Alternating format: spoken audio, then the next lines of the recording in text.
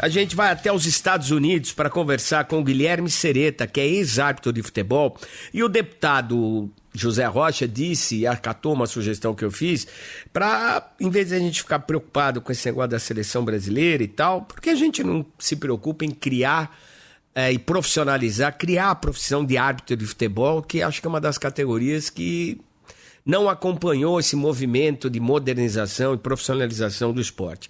E o Sereta, durante muito tempo, foi árbitro de grandes jogos aqui no Brasil, árbitro também internacional. E eu queria dar um grande abraço para o Sereta, que é uma figura gente fina, é um cara ímpar e um cara que mudou de país, foi morar nos Estados Unidos, mas tem a sua história escrita no futebol brasileiro. E aí, Sereta, tudo bem, meu brother? Fala, Bernardinho, tudo bem com você? Bom falar com você. Saudade de chegar no Pacaembu e ver você com aquele tênis todo colorido. Você está morando aonde, Sereta?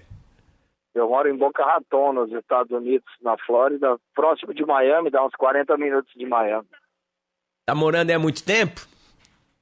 Agora, em fevereiro do ano que vem, já são 7 anos. E você aposentou da carreira de árbitro de futebol ou não?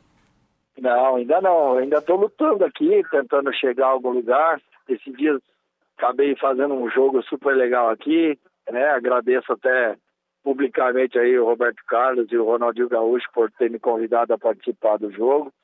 Foi legal demais ter participado. Foi um jogo sensacional aqui do lado de casa, em Fort Lauderdale. Foi muito legal, onde veio feras e feras do futebol. A maioria mundialista, a maioria jogaram Copa do Mundo. Então, a gente está tentando, né? Não é tão fácil mudar de país, a língua também. Demorei para aprender a falar inglês, entender bastante coisa. Não sabia nada, graças a Deus hoje aprendi. Mas assim, o futebol aqui ainda é muito fraco, né, Fernandinho? Tomara que agora, com a Copa do Mundo de 2026, o povo comece a dar atenção de novo ao futebol, porque é o quinto esporte aqui, né, Fernando? Nós temos aí futebol americano, NBA, beisebol, hockey, no gelo. Tem bastante coisa na frente do futebol aqui. Mas vamos torcer para que o futebol dê uma crescida para a gente conseguir acompanhar o desenvolvimento. Ô, Sereta, pelo que eu presumo, você abandonou, deixou o país e abandonou a carreira de árbitro aqui no país. Você que disputou grandes jogos. Um que eu me lembro aqui tranquilamente foi o 100º gol do Rogério Ceni com a camisa do São Paulo, num jogão contra o Corinthians lá na Arena Barueri. Você era o árbitro, entre outros tantos que você apitou. Por que você largou a profissão aqui no Brasil? É que na verdade não é profissão, né? Politicamente eu sempre fui fraco, né? Eu, graças a Deus, consegui chegar onde eu cheguei, graças ao talento, porque eu percebo hoje, né, que eu nasci para ser árbitro de futebol, porque é um negócio que eu amo fazer, eu amo ser árbitro de futebol, gosto de ser árbitro e sei fazer isso bem perto, principalmente daquilo que a gente está vendo hoje, né, no Campeonato Brasileiro. Mas eu não era muito fácil de lidar com as coisas erradas, então eu nunca gostei da falta de critério, nunca gostei do jeito que era desenvolvida a punição aos árbitros, principalmente essa coisa escancarada, né? A gente não tem proteção alguma, né, daquilo que poderia vir a acontecer com a gente. E eu não era muito conivente com o sistema e na arbitragem, infelizmente, é assim, né? Ou você se adapta ou você tem que procurar outros caminhos. Você não pode ir contra o sistema. Ir contra o sistema é você que vai sofrer as consequências. E eu tentei 1, 2, 3 vezes, mas na última, que foi a gota d'água, eu resolvi abandonar a carreira por não concordar com a maneira com que ela era conduzida. Nós estamos conversando com o Guilherme Sereta, ex-árbitro de futebol aqui no Brasil, mora nos Estados Unidos há 7 anos. Sereta, o que foi a gota d'água? A gota d'água foi o seguinte, eu estava fazendo um jogo, no Campeonato Brasileiro da Série A, Curitiba e Flamengo em Curitiba, onde o lance que causou todo o problema foi um lance visto somente pela TV. E na época a gente não tinha o VAR, a gente não tinha toda essa estrutura de poder ter uma segunda chance a decidir, né? Igual funciona hoje em dia. E a partir do momento em que tudo que aconteceu dentro do campo de jogo ficou no campo de jogo, e muito bem, por sinal, aí as coisas que vieram vistas pela TV influenciaram demais nos comentários e nas opiniões das pessoas responsáveis por decidir se você foi bem ou mal no jogo. Então, quando dentro de campo você resolve todos os problemas, os lances de TV no influenciam na sua decisão, mostra que o sistema é falho, porque você termina um jogo perfeito dentro do campo de jogo, e daí você acaba sendo surpreendido por pessoas que, primeiro, não entendem nada de futebol, que estão lá para analisar você, e ainda analisam pela televisão. Pela televisão eu já não errava nada, imagina agora com o VAR. Então fica muito mais fácil, mas quero ver acertar sem o VAR. E o que aconteceu? Deram um gancho em você? Te afastaram? O que eu foi? fiquei, na verdade, foi na sexta rodada do Campeonato Brasileiro, eu fiquei 7, 8, 10, 11, 12, 10 rodadas fora, por causa de um lance que o Wellington Paulista, na verdade, na época, jogando no Curitiba, ele deu um soco na bola, fora de campo, e xingou o árbitro assistente. E ninguém viu isso aí no jogo, mas o jogo seguiu perfeito, o jogo foi tranquilo, o Flamengo ganhou de 1-0, mesmo com um jogador a menos, que teve um jogador expulso, corretamente. E quando terminou o jogo, a Ana Paula de Oliveira, que era a observadora do jogo, deu parabéns para todos, elogiou todo mundo, que foi perfeito, mas quando o presidente ligou para ela, isso é a primeira vez que eu estou contando publicamente, viu? Quem era o presidente? É a primeira vez que eu estou contando publicamente isso aí. Nunca contei para ninguém isso aí. Obrigado, Sereta. Quem era o presidente da comissão de arbitragem? Sérgio Corrêa, que saiu há pouco mas tempo. Ele estava na razão, porque na verdade ele tinha visto pela TV. Ele estava conversando, mas quando ela mudou a opinião dela em referente à arbitragem, referente à qualidade e o que a gente tinha feito dentro de campo... Porque ela, isso no relatório que ela fez. Na verdade é assim, quando ela terminou o jogo, tinha sido perfeito. Que ela também não viu isso. Mas quando o presidente ligou pra gente para contar desse lance que tinha acontecido, ela mudou a opinião dela. Aí eu não concordei nem com ela, nem com ele, nem com ninguém mais. Falei, a partir de hoje, eu não trabalho mais com arbitragem aqui. Até na época pedi pro Coronel Marinho para apitar só em São Paulo, porque eu não queria mais fazer parte da CBF. E, na verdade, como tudo mudou muito rápido, daí não fiz nem mais Campeonato Paulista, né? A partir daí, foi meu último jogo. Teve um encontro nacional, igual está tendo agora, dos árbitros do Brasil todo, e me ligaram falando, tá faltando sua confirmação lá no e-mail, você não confirmou. Eu não confirmei porque eu não vou. E não fui mais. Pronto. Quantos anos você tinha, Sereta? Menos sim, eu tinha 32. Estava no auge da carreira. Estava no auge da carreira, tinha acabado de fazer a final do Campeonato Paulista em 2015, ter sido eleito o melhor árbitro do Campeonato Paulista. Fiz a final, Santos e Palmeiras na Vila, e hoje era para estar indo para a Copa do Mundo, né? Mas o Klaus vai no meu lugar, vai ser bem representado, torço muito por ele, torço, né? Cada um seguir o seu caminho. Ele vai para a Copa e eu vou para a sala assistir ele, não tem problema. Ô, Sereta, vamos lá, vai. Já quem tá falando, você tá contando coisas aí que você não havia revelado. Primeira vez que eu contei isso publicamente, nunca falei isso para ninguém, hein? Que bom, cara. Fico feliz que você tenha confiança no nosso trabalho aqui, de longos anos, essa relação. Fico muito feliz com isso, porque eu sempre estive muito próximo da arbitragem, porque eu sou contra o que a CBF faz e não deixar o árbitro dar a versão dele quando acontece qualquer tipo de problema. O árbitro só apanha, não tem direito a se justificar. O erro humano não faz parte. Interrompendo um pouco você, eu posso deixar isso público também, que você é um cara que todos da arbitragem gostam. A gente conversa, né, óbvio, sobre todos os repórteres, esse e aquele, e você é unanimidade, como tem mais poucas unidades, mas você é um cara que todo mundo gosta. Obrigado. Eu sempre respeitei todos e sinto que sou respeitado. Eu acho que isso é o mais legal de tudo, essa relação pessoal, profissional. Eu acho que elas se fundem, não dá para distinguir e acho isso muito importante. Sereta, vamos lá, vamos falar português claro. Se você pudesse sentir a vontade para falar, fala, senão a gente vai entender. Tem sacanagem na arbitragem? Cara, a sacanagem deve ter, principalmente, assim, a sacanagem, acho que pessoal, ela deve ter porque precisa, infelizmente, fazer aquela questão política. É isso que mais entristece, o que mais deixa ruim a arbitragem. O que é a política, na verdade, hoje é assim, para que todos possam entender.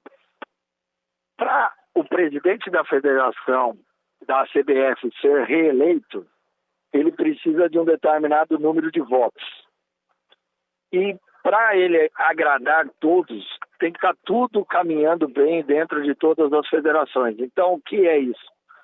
Os árbitros de São Paulo têm que estar atuando no Campeonato Brasileiro, os árbitros do Pará, da Rondônia, da Bahia, do Acre, respeitando todos os estados, têm que estar apitando no campeonato. E, infelizmente, não sendo bairrista, mas assim, nós temos que estar com os melhores árbitros do Brasil dentro do Campeonato Brasileiro. Eu não podia ficar fora. Eu não podia ficar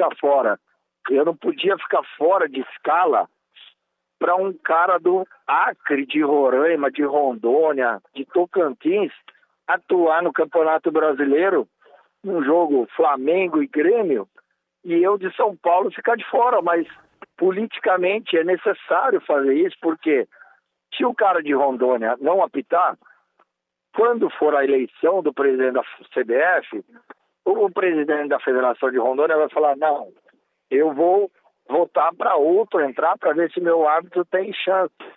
Então, assim, não estão os melhores. Então, isso que... Qual que é a vantagem de ter um árbitro da sua federação atuando? Porque, assim, não é a vantagem, mas ele vai estar contente, ele vai estar feliz. Então, quando for a eleição da CBF, ele vai falar, não vamos trocar o presidente, que o meu árbitro está tendo oportunidades muito boas, né? Mesmo sendo de um estado sem tanta expressão, mas ele vai estar atuando. Então, é isso que importa para mim, porque meu árbitro atuando, está tudo bem para mim.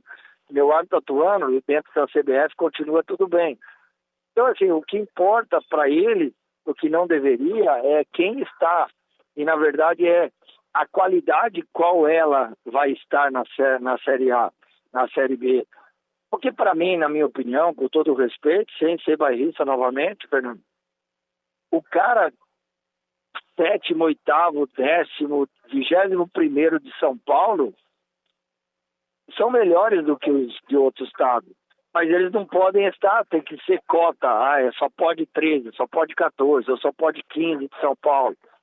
Só pode 7, 8, 9 do Rio, só pode 4, 6, 10 de Rio Grande do Sul. Para quê? Para que possa vir 2 do Acre, 1 de Rondônia, 1 de Roraima, 1 do Mato Grosso. E esses caras fazem campeonatos estaduais. Uma final do campeonato, 2.500 pessoas no estádio, 3.000 pessoas no estádio. Ele sai de uma final estadual de 3.500 pessoas no estádio para pegar um Maracanã com 50.000.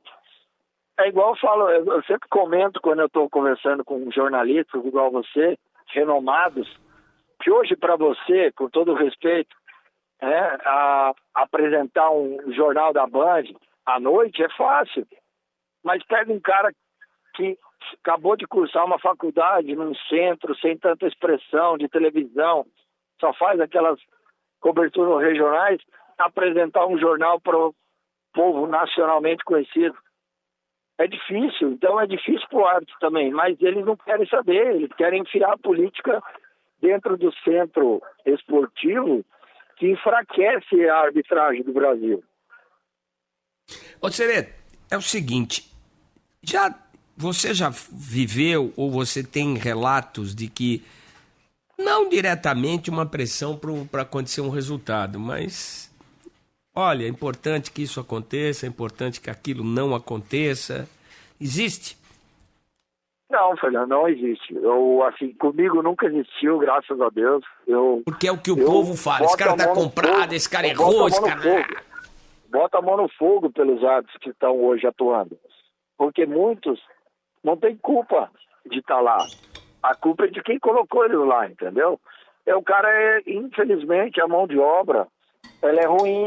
Nós temos uma safra muito ruim. Eu não era nenhum colina na vida, eu não era 100%, eu também tinha erros, tinha acertos, mas se eu fiquei 10 anos na Série A, é porque eu acertei mais do que errei. Agora, tem cara que erra toda a rodada, principalmente, né, que não são tão conhecidos assim, porque não aguenta a pressão de um jogo. Então não tem essa de cara que vai lá para roubar ou ajudar A, B ou C. Tem árbitros que não aguentam a pressão de um jogo grande e que, infelizmente, favorecem, assim, tem intenção alguma, mas não segura o rojão, vamos falar português, não claro. Não segura o rojão, erram demais, eles não são ladrão, eles não são ruins. Eles são despreparados para aquele momento. Eles são mal, não é que nem é mal preparado, mas assim, não adianta você querer. Pega uma pedra que não vale nada, dá um polimento nela e tenta vender ela. Não vai. Qual é o valor da pedra?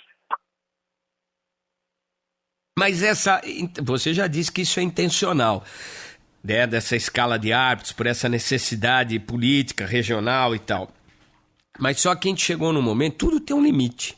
E acho que a gente chegou no limite da arbitragem, porque há muito tempo eu não vejo a arbitragem brasileira apanhar tanto. Os 2 últimos jogos aí da CBF, Corinthians e Flamengo, e Palmeiras e Atlético Mineiro, foram 2 árbitros sul-americanos, 2 árbitros argentinos, e agora nós vamos ter um colombiano e um uruguaio. Cara, sempre nesse tipo de jogo... Foi bonito de ver? O cara apitou bem, Não. Mas só que então, sempre foi esse tipo de jogo, tradicionalmente aqui na história do nosso futebol, eram árbitros brasileiros que apitavam. Só que, perderam espaço.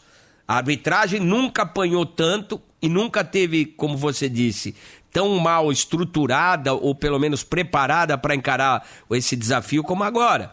Então chegou a hora, a corda vai estourar. Tá estourando. Eu ainda penso que se a gente der um tempo para o CNM, para o Emerson trabalhar, que são presidente e vice-presidente, muito competentes. Vamos falar de cima para baixo. Cara, o CNM era um cara que você conheceu muito junto ao meu lado. Sim, ali, trabalhando. Em relação a como eu estava de quarto árbitro, que eu fiz muito quarto árbitro para ele e aprendi muito com ele. O cara era um monstro apitando. Sério? O CNM era um cara assim que tinha o respeito de todos. E eu só acho que ainda, mesmo com toda essa pressão, não surgiu nenhuma ideia, nenhum comentário de tipo trocar, né? Que nem começou, mas as pessoas gostam, né? Não deu certo, já troca. Mas porque ele é um cara muito sério, ele é um cara fenomenal. O Emerson tem 2 Copas do Mundo nas costas. Baixinho sabe? Não é mole, não. Baixinho não é mole, não. O CNM só não foi pra Copa porque tinha um problema no joelho, porque senão ele tinha apitado 3 Copas do Mundo fácil, tranquilamente. Então, assim, eu acho que a gente tem que dar um tempo, dar um voto de confiança, porque eles são honestos, eles são bons, eles eram bons dentro de campo, eles sabem o que fazer. Cara, mas infelizmente hoje eles não podem colocar os melhores, porque politicamente não pode, né? Sendo redundante e falando a mesma coisa. Mas eles vão tentar lapidar o que eles têm de melhor. E aos pouquinhos, você pode perceber nas escalas. Só vai ficar os melhores, nem que tenha que repetir. Klaus, Daronco, Flávio, Voaden. Klaus, Daronco, Flávio, Voaden, Felipe Lima, Marcelo de Lima. Então, eles vão ter que rodar com o que tem de melhor para apagar a fogueira. Não vai ter para onde correr. Eles não podem voltar, eles não podem entrar de novo. Então eles vão ter que correr com o que está lá. Eu, assim, toda vez que eu vejo as escalas, vejo as pessoas, ainda fico indagado por que esse ou aquele está sendo escalado, sendo que tem melhor de fora, né? Mas eu vou fazer o quê? Eu, graças a Deus, o tempo que eu tive lá, eu sei que eu pude desempenhar da melhor forma. Eu sou íntegro, sou honesto, tenho família, tenho pai, tenho mãe, durmo tranquilo todas as noites no meu travesseiro, que eu fui lá para fazer o meu melhor. Às vezes eu não consegui, faz parte, do mesmo jogar. Treinador substitui mal, narrador que a bola, né, bateu na rede do lado de fora, todo mundo erra. Mas Sereta, esse é o problema. Eu nunca vi os árbitros reclamarem. Os árbitros passam uma imagem que apanha e não fala. Nunca vi os árbitros se mexer e falar, não, nós queremos falar. Eu quero... Se o cara senta lá na hora da entrevista e fala assim, eu errei. Acabou a discussão. Eu errei. Mas por que não acontece isso? Eu até gostava, e você sabe disso, eu fui muitas vezes no programa do Neto, eu fui muitas vezes no Jogo Aberto, eu fui no Jô Soares, eu fui em alguns do Pânico, eu fui em vários ambientes de comunicação, porque eu sempre dei as costas para essa... Eles não impediam publicamente, mas eles não gostavam dessa aparição pública.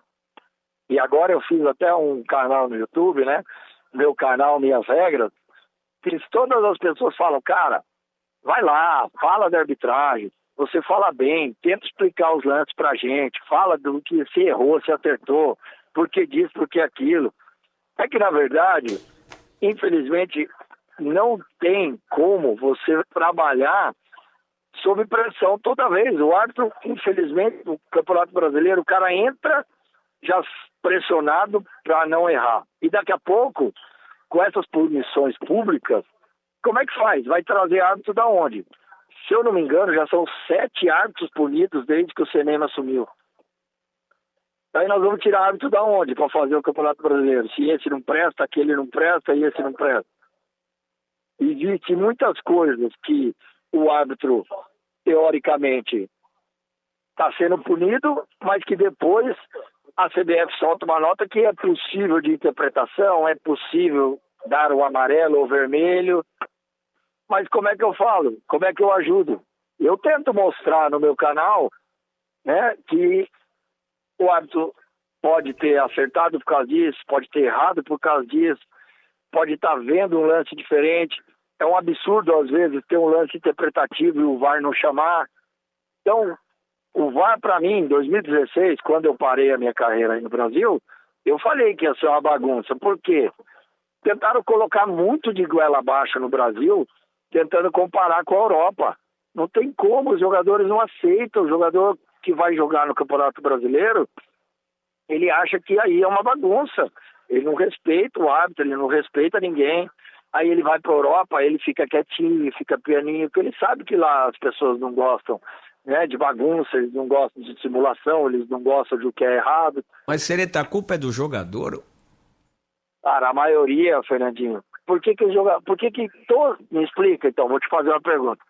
Por que quando o árbitro fala que vai no VAR, todos os jogadores dos dois times, mais a comissão técnica, eles levantam do banco e vão tentar pressionar o árbitro para um de um lado mudar a opinião e outro do outro não mudar a opinião? Você tem razão, mas a culpa é do árbitro. Quando acontece isso, sai distribuindo o cartão, acabou. Mas é o que eu falo? Aí que eu falo, cadê o respaldo de um exemplo? Se o cara fizer isso, você acha que não vão segurar a onda dele? Vamos fazer o seguinte, a partir de agora é o seguinte, eu tô indo no VAR, todos que tiverem de pé, você expulsa, eu aguento o rojão. Se você expulsar todo mundo do banco de reserva, eu aguento aqui. Você pode vir que na segunda-feira eles vão vir aqui e eu vou falar que você tá certo. Eles não vão fazer isso, eles não têm. Porque depois, na segunda-feira, o presidente de A, de B e de C lá na CBF, e daí você tem que voltar atrás da sua decisão. A culpa, na verdade, é de todo mundo. O futebol tá ficando ruim e a culpa é de todo mundo. Todo mundo tem que assumir um pouquinho de culpa. Sereta, vamos fazer um exercício aqui, cara. Você é um árbitro de futebol, um cara esclarecido, um cara de opinião firme. Vamos fazer o seguinte, vamos lá. Não tem condição de expulsar, de mandar todo mundo embora, porque não seguram. Mas isso porque o árbitro é vulnerável às escalas. O árbitro é amador, certo? Ele tem que ter uma profissão, isso exige a regra, ele tem que ter uma profissão para depois desenvolver o trabalho de árbitro, certo? Certo. Ele ganha, a maioria do provento do árbitro de futebol vem do futebol, não vem, raramente vem de outra coisa, de outro trabalho que ele exerce, correto? Correto. Há instantes atrás, nós conversamos com o deputado federal José Rocha, que é da Câmara, da Comissão de Esportes da Câmara dos Deputados. E eu provoquei no sentido de colocar a situação. Eu disse, deputado, em vez de a gente ficar preocupado com a preparação da CBF para a Copa do Mundo, com a preparação da seleção brasileira, já que vocês estão tão preocupados em melhorar o futebol, por que a gente não profissionaliza os árbitros? Né? Trabalha nesse sentido. Aí ele me falou assim, a gente precisa ser provocado. Né? O que a gente precisa ser provocado é o quê? Os árbitros, como os treinadores fizeram agora, criaram a associação, tal, se mexeram, e a profissão do árbitro de futebol, do técnico de futebol é regulamentada. Os árbitros não fazem. Os árbitros não têm, sabem do que precisam e não têm essa organização. Não tem coragem, vamos falar português, claro. Porque ainda são reféns do dinheiro que recebem referente às escalas que eles desempenham. Ô Zereta, não está na hora do árbitro também criar um pouquinho de coragem, vergonha na cara, parar de apanhar sozinho, se movimentar, sugerir a criação da profissão do árbitro de futebol?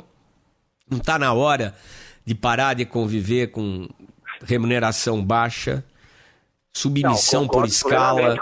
E por que os árbitros não fazem isso? Me explica. Porque, na verdade, assim, primeiro... Os clubes que seriam interessados deveriam, também não fazem. Não fazem por quê? Porque hoje quem paga a conta é o clube, mas ele paga só pelo trabalho. Ele não paga encargos políticos, ele não paga encargos estaduais, de INSS, ISS, aquela coisa toda. Então, não, ninguém paga. É terceirizado. Você vai lá, você... faz o meu jogo, eu pago o seu jogo e você vai embora, e se você sofrer um acidente, se você se machucar, se você torcer um pé, se você fizer qualquer coisa, azar o seu. Mas o que eu penso mais é sobre o benefício. Você acha que com a profissionalização vai zerar os erros da arbitragem? Não. Estou fazendo uma pergunta. Não vão. Mas é o seguinte... Não vai mudar nada. Lógico que... Desculpa, Sereta. Ao jogo não vai mudar nada. Como não? Os próprios árbitros, eles podem, como profissão, podem exigir muita coisa. Porque a partir do momento que ele fica profissional, ele pode exigir melhor remuneração. Porque os árbitros de futebol, para quem não sabe, eles pagam fisioterapeuta, preparador físico, psicólogo, nutricionista. Quando machuca o fisioterapeuta, é do bolso do árbitro. Lógico. Então teria que ter um jeito de criar uma... Primeiro, se o cara virar profissional, ele vai ganhar melhor, ele vai poder reivindicar, vocês vão poder parar. O árbitro de futebol acostumou a apanhar.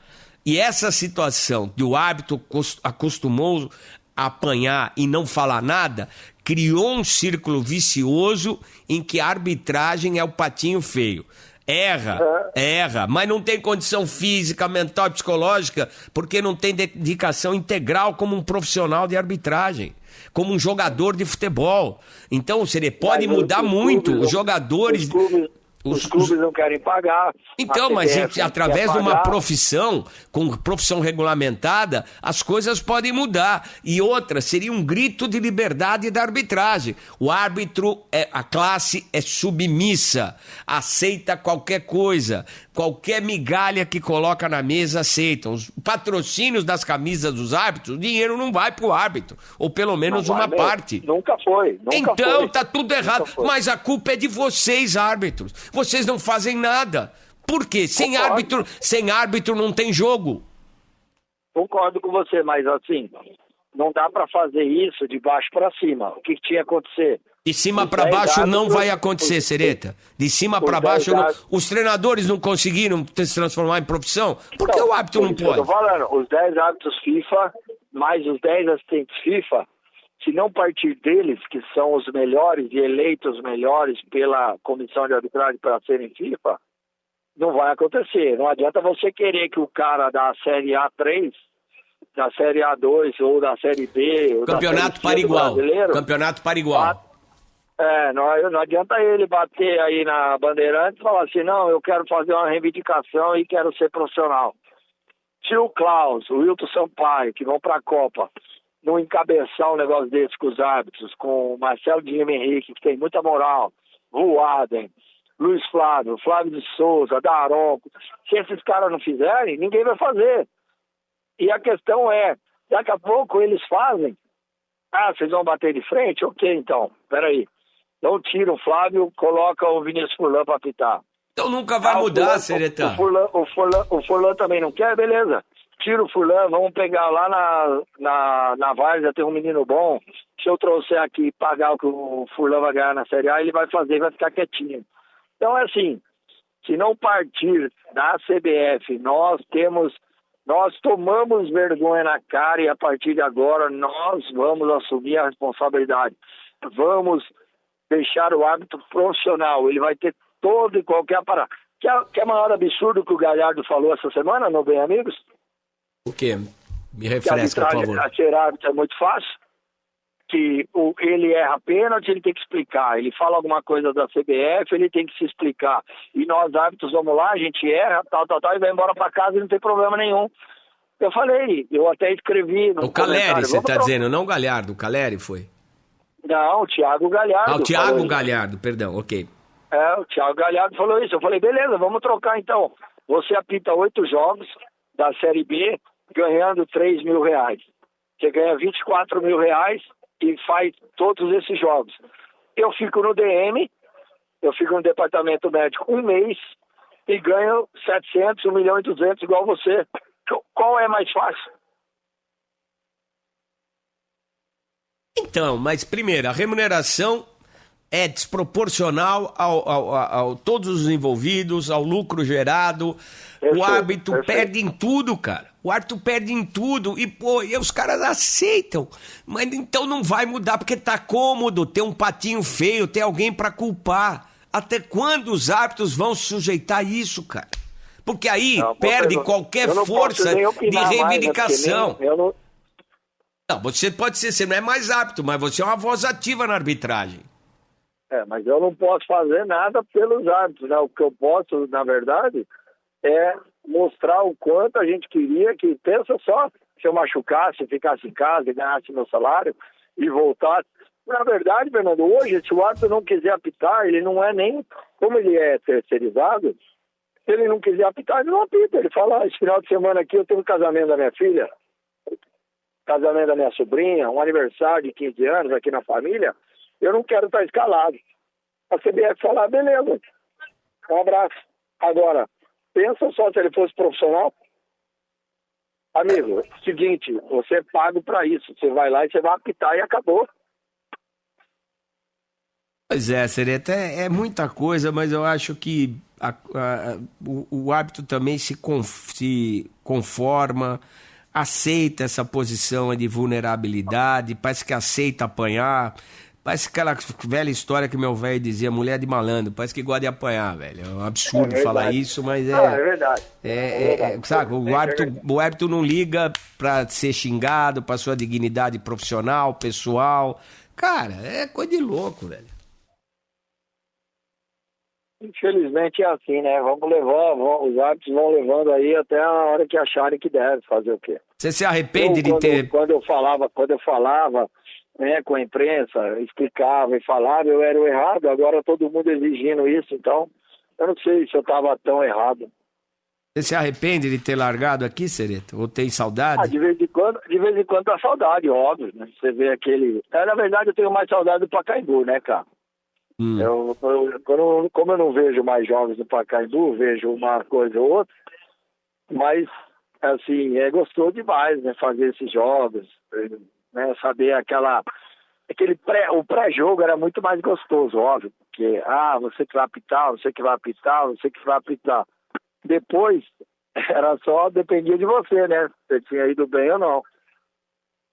Mas faz parte. Agora, não posso reclamar também, cara. Eu tô há 7 anos aqui, eu tenho 2 filhas, né? Uma esposa maravilhosa, que é uma mãe nota 1000, cuida das minhas filhas perfeitamente. Minha filha, com 7 anos de idade, fala inglês, português, espanhol. Então, assim, a vida às vezes mostra caminhos que nós da arbitragem temos uma frase que, quando a gente para, a gente fala ela direto, que é: existe vida fora da arbitragem. E a gente só descobre isso depois que para. Ainda faço uns joguinhos ou outro aqui, de umas ligas amadores, uns campeonatos profissionais aqui, que é semi-profissional, né? Dá para matar aquela saudade e você vai vivendo a vida, assim, de modo diferente. Mas agora que eu observo a arbitragem de fora, eu vejo o quanto nós somos submissos, né? E quanto a gente poderia traçar uma arbitragem melhor para o país, né? Para o campeonato. E eu encaro os comentários, né? Assim, com uma forma muito boa. Eu gosto de comentar com o torcedor, eu gosto de interagir no Instagram, no Twitter, onde for. Eu só não gosto quando fala que rouba, porque como é uma nomenclatura muito boa... né, mas é pesado, né, cara? É pesado. É assim, o roubar, cara, se vocês soubessem o quanto é triste para nós escutar que a gente rouba, fala que é ruim, fala que é péssimo, fala que é um bosta, que é ruim, que é fraco, que não aguenta pressão, que é caseiro, que é gaveteiro, mas... falar que roubou, cara, é duro, viu? A gente não rouba nada de ninguém, a gente sai de casa. Oi, Sereta. Só não fala que roubou porque dói. Pois é. Você faz o que da vida aí, Sereta? Além Então, desses jogos de arbitragem. eu faço jogos, né, aqui, de dia de semana à noite, final de semana. Montei uma empresa aqui de instalação e de cozinha, aqui nos Estados Unidos. Então, eu entrei para num ramo de construção aqui, que é bom, um ramo aqui nos Estados Unidos. Tem uma empresa, tem algumas pessoas que trabalham, né? Super legal a montagem e tal. E a gente vai vivendo aqui. A esposa também trabalha numa empresa que chama Rede Importada, uma empresa de exportação.